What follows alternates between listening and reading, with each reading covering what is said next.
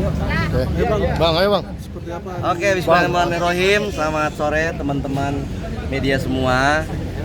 Kehadiran saya berdiri teman-teman media ini mewakili Bang Deo Lipa karena tadi izin ke saya karena beliau kurang enak badan untuk mewakili untuk sidang Mas Faris RM hari ini tanggal 4 September. Namun karena situasi kemarin kurang kondusif, yang seharusnya jadwal hari ini kan sidang online untuk Faris RM. Namun karena ini agendanya putusan, idealnya terdakwa harus hadir di persidangan. Makanya ditunda untuk sidang offline minggu depan tanggal 11 September hari Kamis. Alasannya seperti itu sih kemarin karena harusnya sidang online, tapi karena ini agendanya putusan yang harusnya Mas Faris hadir bersama dengan tim penasihat hukum di persidangan, akhirnya ditunda untuk offline. Mas Faris hadir di persidangan minggu depan Kamis 11 September 2025, masih hari yang sama, hari Kamis. Seperti itu sih. Tapi Mas Faris sendiri tahu nggak sih kabarnya? Kalau terdakwa sudah pasti tahu karena kan untuk sidang offline ini kan emang diberitahukan oleh pihak pengadilan ke kami sebelum hari ini bahwa untuk sidang hari ini sidang online untuk terdakwanya sendiri, yang offline itu hanya penasihat hukum. Bang, ada ganjalan apa sebetulnya Bang ketika sidang online itu tapi terdakwa tidak dihadirkan? Kalau itu kan langsung dari pihak pengadilan ya, itu kan mungkin karena kejadian kemarin, alasannya kan menjaga kondusivitas, takutnya dalam perjalanan terjadi suatu hal kan, ya kita kan tidak ada yang tahu untuk hal seperti itu kan, yang namanya musibah siapa yang tahu sih, kan begitu. Akhirnya diputuskan untuk online. Namun karena ini sidang agendanya putusan, coba kata udah sidang terakhir lah, nggak ada sidang lagi setelah ini kan, kecuali ada pernyataan banding dari kami penasihat hukum ataupun pernyataan banding dari Jaksa Penuntut Umum, baru akan ada sidang kelanjutan. Tapi karena ini sidang akhir diharapkan offline, makanya ditunda untuk minggu depan sidang offline. Terdakwa atau Mas Faris sendiri itu hadir di persidangan untuk minggu depan hari Kamis.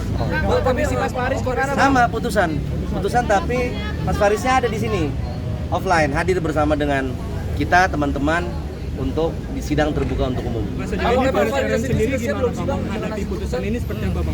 Kalau Mas Faris kebetulan kemarin kita baru ketemu juga di rutan ya. Kalau Mas Faris memang dia sudah sangat siap dengan segala situasi dan kondisi.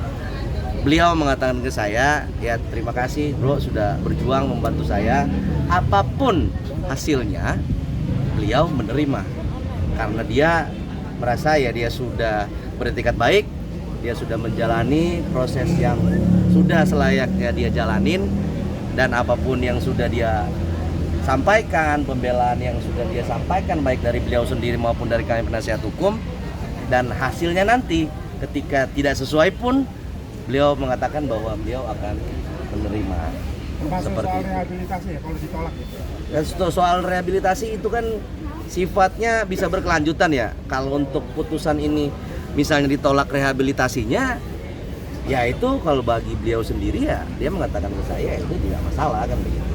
Karena kalau untuk rehabilitasi kan ini kita namanya itu kan orang sakit ya, kita bisa juga mengajukan sendiri kan untuk melakukan rehab kan seperti itu, tanpa harus melalui putusan pengadilan. Kenapa kita minta di pengadilan? Karena memang beliaunya kan memang sakit kan, memang ketergantungan, makanya harus permintaan lewat putusan pengadilan seperti itu. Bang, untuk kondisi kesehatan Faris RM sekarang? Kalau Mas Faris kesehatannya alhamdulillah sampai dengan saat ini sehat walafiat, nggak ada tidak satu kurang apapun lah. Untuk istri sering menjenguk juga? Kalau untuk istri sering, bahkan sering bawa makanan. Iya benar. Tapi kemungkinan rehabilitasi apa enggak Bang? Ya kalau harapan kami dan Mas Faris sendiri ya putusannya mengikuti fakta persidangan ya kita rehabilitasi. Harapan kami penasihat hukum maupun Mas Faris. Tapi kan kita tidak mengetahui, nggak ada bocoran lah kalau apakah hukumannya seperti apa kan seperti itu. Itu kan kewenangan dari majelis hakim dalam hal ini untuk Surat memutuskan kan. dakwaannya bang, surat dakwaannya kan itu pengedar ya, bukan pengguna bang. Kenapa nggak diajukan eksepsi aja bang? Dalam salah satu dakwaan batal demi hukum bang, salah satunya kan itu bang. Nah, ini kan kemarin itu waktu eksepsi kan kita harus paham juga ya. Eksepsi itu kan kita berkaitan dengan hukum acara. Iya. Tidak ada berkaitan dengan materi pokok perkara. Makanya tidak kita eksepsi.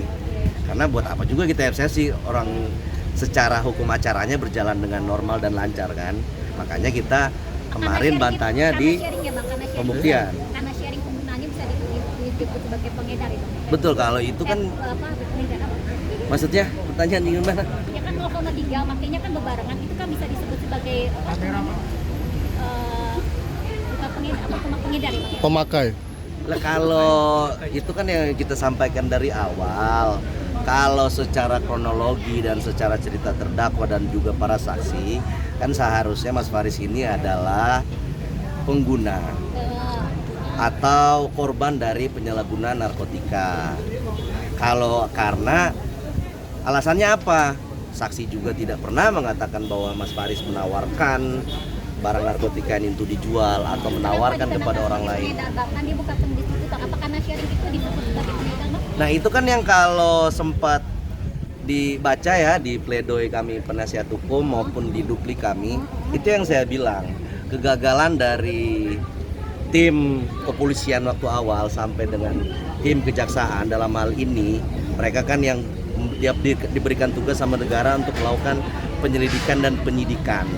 Kegagalan mereka untuk menangkap opung, kalau teman-teman dengar saksi memberitahukan bahwa barang itu dapat dari mana, orang di nama opung yang di daerah Jakarta Utara, akhirnya menumbalkan Mas Faris yang seharusnya pengguna menjadi dianggap sebagai pengedar kan seperti itu.